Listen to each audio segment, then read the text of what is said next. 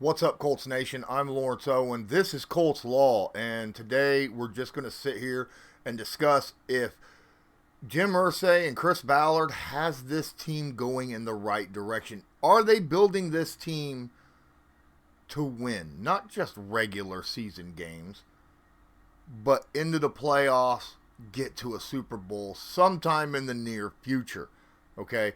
Because even during the Manning era, we got the two Super Bowls 1-1. How many of y'all think we should have gotten to more and maybe one more?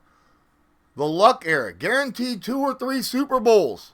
We never even got to any. And then after the Luck era, it has been just nonstop roller coaster at, the quarterback position. We've had issues even getting to the playoffs. We haven't won the division in, my goodness, how long? Are we finally on the right direction? That's what we're going to discuss today. Let me know in the comments. Hey, let me know. Is there some points I missed? Do you disagree with some of my takes? It's going to be a real quick video about my takes on whether or not the Colts are going in the right direction right now. So, here's the deal, okay? The Manning era was based off of two things: high-flying offense and a pass rush, right? And it might have been a little bit ahead of its time, okay? We were one of the first teams in the NFL to do that. A lot of teams throughout the NFL then began to kind of copy that mold, and they were able to win occasionally after the Colts already established that mold. Now the mold has changed a little bit, right? You need a good quarterback and a lot of great wide receivers, right? That's the mold now. I mean, with the Kansas City, and you go look at Buffalo, the Bengals, even now, like last year, the Eagles. What they do? They went and got Jalen Hurts more weapons, right? That got them to the Super Bowl. But what about the Indianapolis Colts? Are they going to be able to do something in the near future with the build they have right now? I think they're built. It just depends upon, obviously, the quarterback position. I think we're kind of set. We could use another weapon, I think. We don't have the pass rush, as in big name pass edge rushers. That's something we're short on.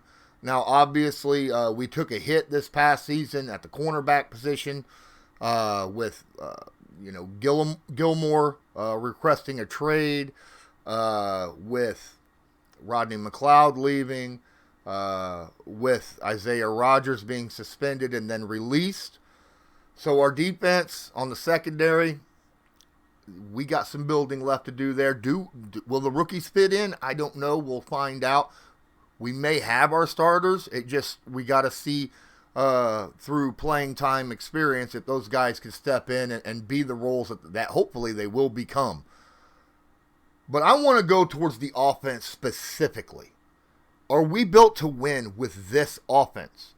A lot of you may say that Jonathan Taylor, you don't need a top 5 running back to get to the Super Bowl. Again,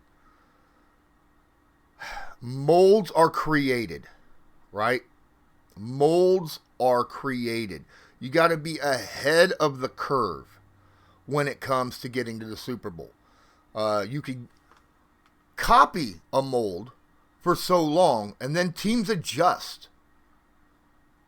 Right now, running backs are not looked at as a high commodity. Even Jonathan Taylor admitted that, right? That right now they're not considered a high commodity. They're not being paid nearly what their usage is compared to other positions on the team, like the quarterback. Obviously, the quarterback should be paid good money if he's a top 10 guy. Wide receivers, on the other hand, are getting paid twice as much as running backs and touching the ball maybe a third of the time.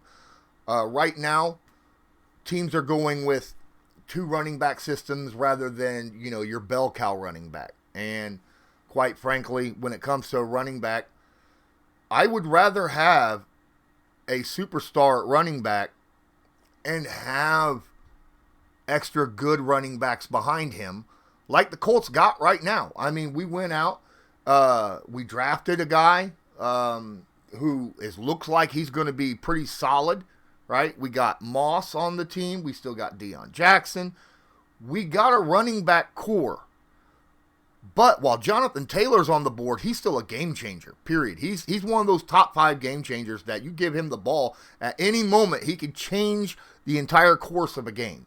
You want as many of those guys on your team as you can get. It doesn't matter what position, whether it's a guard, whether it's quarterback, wide receiver, tight end. I mean, you can look at it and say, well, tight ends ain't that important. Travis Kelce might be the most important weapon on that entire team in Kansas City. Obviously, it wasn't Tyreek Hill, because guess what? Tyreek Hill leaves, Kansas City becomes more physical of a team rather than, they changed their mold a little bit, right? Became less athletic and more physical. And what they do? They went out and won a Super Bowl, okay? So tight ends are important. But if you have a game changer on offense, you keep that game changer, period.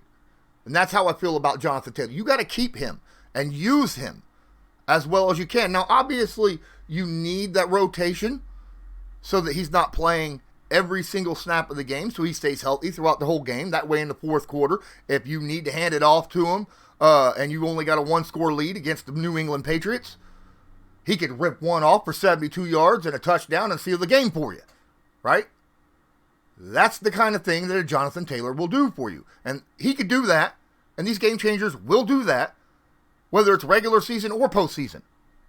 So, game changers are very important. And the Colts right now, especially this past few seasons, have been going for game changers when they draft and stuff like that. They're going for these, oh my goodness, athletic people that is just so tough to match up against.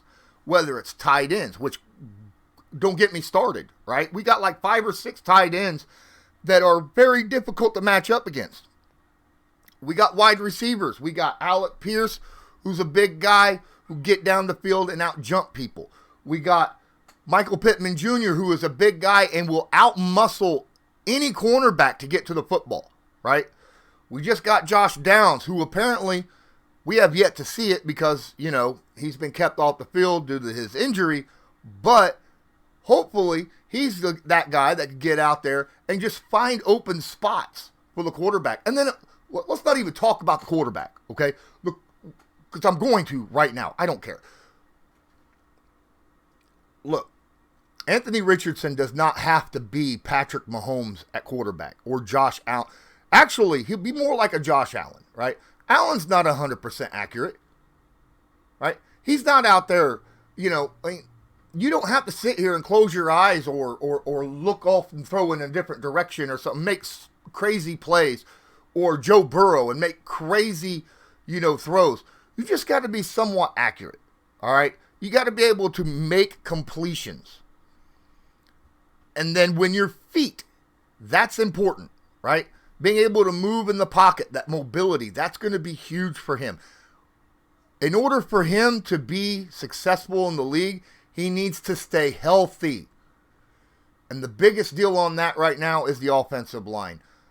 The biggest key to this team right now is not Anthony Richardson. I mean, granted, yes, he's going to have the ball the most. He's going to, determine where the car goes. But the engine of the car right now for this team is that offensive line. Last year, maybe the car could have went pretty darn far had the offensive line been worth a darn.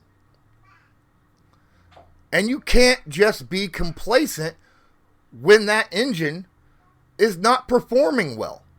Last year, our offensive line was crap. Okay? We missed 2 key players. We missed 2 veterans on our team badly. Okay? We had veterans at left tackle. I don't care if you like Fisher or not. 2 years ago, he came in and he played. Right? Last year, on the other hand, we went with a young unknown guy Look what happened.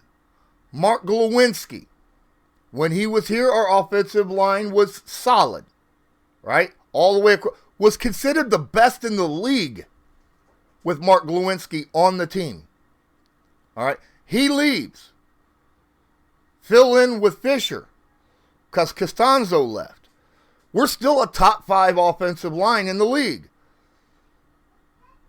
We lose both of them, we drop out of the top 15. We drop down to a bottom 5 offensive line. Okay? The offensive line is only as good as its weakest link because everyone else has to compensate for the weakest link, which makes those other guys look worse than what they actually are. Complacency is not going to get you anywhere.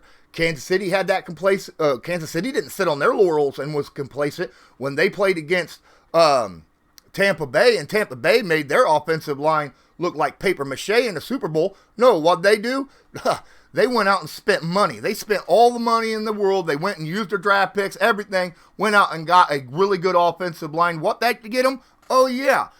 Who cares that they had Tyreek Hill on their team? They no longer had him. What they did, they fixed their offensive line, became more physical, made the Super Bowl. Let's go make sure that our offensive line is okay, all right? That's what we need to do. That's what we need to do. Is Bernard Ryman going to be that guy? Maybe. I don't have too much of an issue there. I'm worried about that freaking right guard position, though. Like I said, it is only as strong as its weakest link. And if our weakest link is our right guard, that's not a good sign. That's not a good thing. Let's get something there, okay?